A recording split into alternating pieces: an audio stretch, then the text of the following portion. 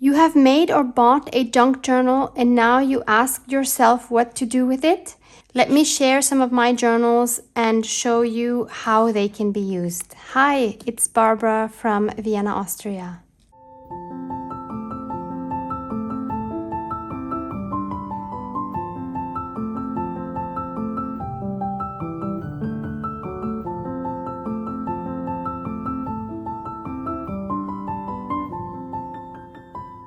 First of all, a big thank you to Meg for asking me to be part of this fun video hop-themed tips for beginners.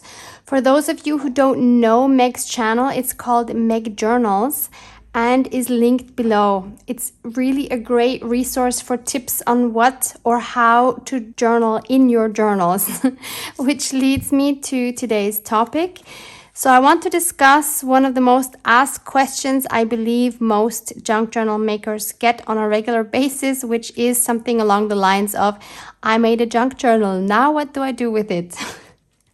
But before I get started and show you what I do in mine, I want to let you know that you can find the playlist for all the videos of all the amazing artists participating in this fun video hop linked below in the description box. So I would really like to encourage you to check out all the other videos as well, since we are all covering different aspects and tips for beginners. Also, Meg provided a link to her brand new Junk Journal July prompt list, which you can also find linked below if you enjoy working with prompts. So let's get into my journals and how I use mine. I have been into junk journaling for about 3.5 years now, and I enjoy making my own junk journals. I buy junk journals and I work in junk journals. So I love both the making part and the working in them part. So let me just show you a bit of what I do. Let me start off with this one because we were talking about working with prompts. I used to have prompt lists. I don't currently, but as I said, you can find Meg's listed below. This was one of the many vintage children's book hardcover journals that I have been using working with prompts. It has this beautiful, beautiful tassel here with charms that I love. And I will share with you the link of the flip through of this journal as well. Actually, let me just move all of this out of the way. So these were very fun to do. For this particular one, I used my own prompt list, which was the summer prompt list of 2020. I will maybe also link this one below for you in case you want to check out those prompts. They're not related to 2020. They can be used any summer, and I think they're a lot of fun. So I'm not going to give you a complete flip through of this journal, but I did want to show you what it could look like to work in your journal using prompts. Of course, everybody's journal is going to look different. For some, like here, I just made a collage. I believe I added some writing in this secret letter.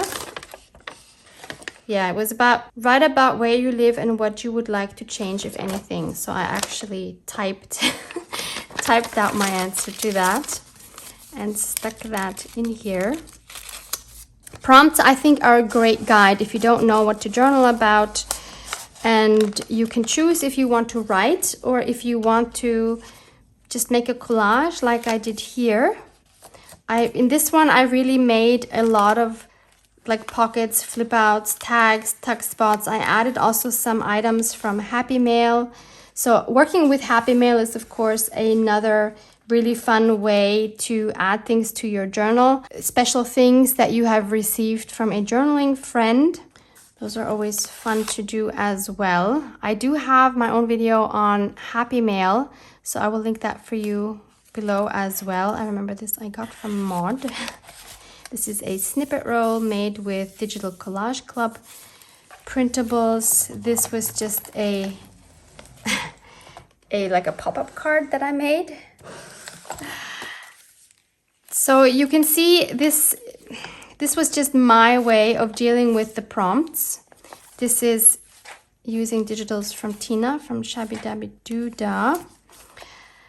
Sometimes I just cut out a book page, mounted it on some cardstock, and wrote on the back. These are some paper flowers that I made. So lots and lots of things going on in here. I remember this was a 5 items challenge. This was, I think, something I received. Yeah, this was a mail I received that was really, really sweet with a photo of a project. So you see here, there's so much you can do with prompts. So this is just one of many, many journals that I have used for making prompts. This is a different kind of journal. It's an altered book. So you see here, I have torn out pages. I just love this book cover. And this one I decided to use during COVID. And what I did here is I made collages, and I think I made one a day for the month of April, if I'm not mistaken. Yeah, April 2020. I think I just made one collage a day, sticking to a color theme, as you can see here. They're all similar colors, and they all more or less have to do with COVID, but I didn't want to make it like a horrible book to look at. So they are just kind of touching the subject of COVID, and in a lot of these you'd have to interpret what actually is going on, but they do have meaning for me. So this is a book I've used strictly for collaging, and what I really loved was that I was using one color scheme, and that's something maybe you want to try as well, to stick to a color scheme. A junk journal that I am currently still working in, and I've been working in for a while. I work in this on and off, and I have it loose here. You see it's not in my actual cover because it's just easier to work in like this, and probably I will sew the pages together once it's done. So this little traveler's notebook signature, it only has one signature, which I just made from random papers and book pages I had. And in here, a lot of the pages are just small and quick collages. Like here, I just love doing collages. That is something I really enjoy. And I have all kinds of styles in here, which is also what I love about this one, is because it's very eclectic. I have a Happy Mail letter in here. This here was something I tried, inspired by Joey DeFee. Another collage here. This was another video. I don't know what you want to call them, but I think they're very cute. Here I made this very dimensional page here with corrugated cardboard, but I love how this turned out. This is really, really cool. Here I added my own bird sketch and I added a little poem here, added some twine as well for some more texture. Here's a printable I had left over from Louisa Heinzel. Another tiny collage here. Another very dimensional piece, and another tiny collage. So I still have quite a bit to do in here, so this is ongoing, but I love this smaller format. Sometimes I just like switching between formats. Sometimes I like working in bigger formats, sometimes in smaller formats. Then of course we cannot forget our planners, which are altered books. So this is a totally different style that you can use an altered book. It actually says journal here, but it is an altered planner. So this is where I plan my weeks. I have my monthly overview. I track my steps. I also have a bit of collaging usually in here. This is again Louisa Heinzel. I have my to-dos. I have my weekly gratitude in here. So these are very, very different for me. And I really appreciate that this is a different style. Here I almost exclusively in the meantime use printables, and it's just a very different style for me. It's somehow a more playful style, although this is like my work life. So this is everything to do with my creative business to keep me on track.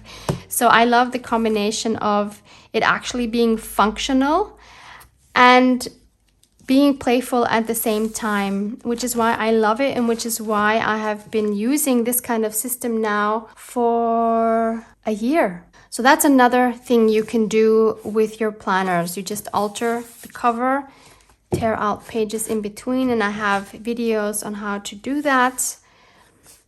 And what I currently love working in are two journals that I have not made myself. One is this one from Lovely Honey, and I will link the flip through and how I started working in this for you below as well. This is just such a beautiful, beautiful fabric cover.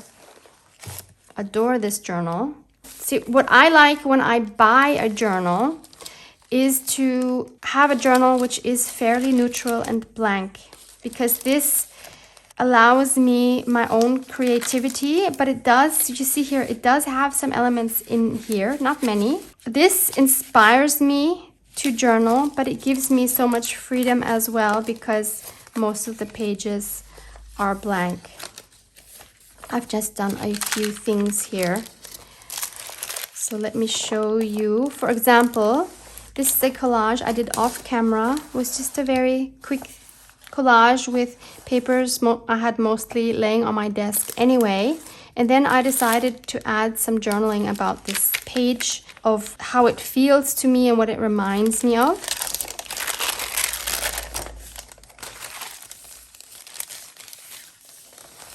Here's another one I did. This one I did in the video. This was the first page I did in this journal. I just made a super simple like journaling card, added a collage on the front, and I still have room to journal on the back. I haven't obviously done that yet. So those are things I currently really enjoy, and I really enjoy this big format as a contrast to the smaller TN.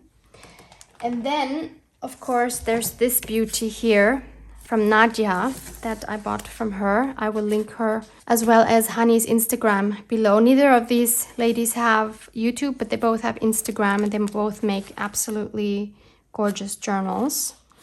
And this is one I have been using almost exclusively for my ASMR, or as you could say, my brain massage videos, because that's what ASMR is. It's a brain massage. So these are my videos where I don't talk, I don't have music, it's just enjoying the sound of paper. But I have recently started doing some voiceovers for some of these. So maybe if you don't enjoy the ASMRs, if you have missed my voice in those videos, then look out for those as well. But to just give you another example of what you could journal about. So on this page, I wrote about a walk I took with my sister-in-law in a beautiful garden, and just my experience with that. And this here is a flip out, as you can see, and these are just two photos that I have taken at the garden and then edited to look in this particular way, because I didn't want to have the colorful photos in here. I wanted the photos to fit with the style of the journal, and I just love how these turned out.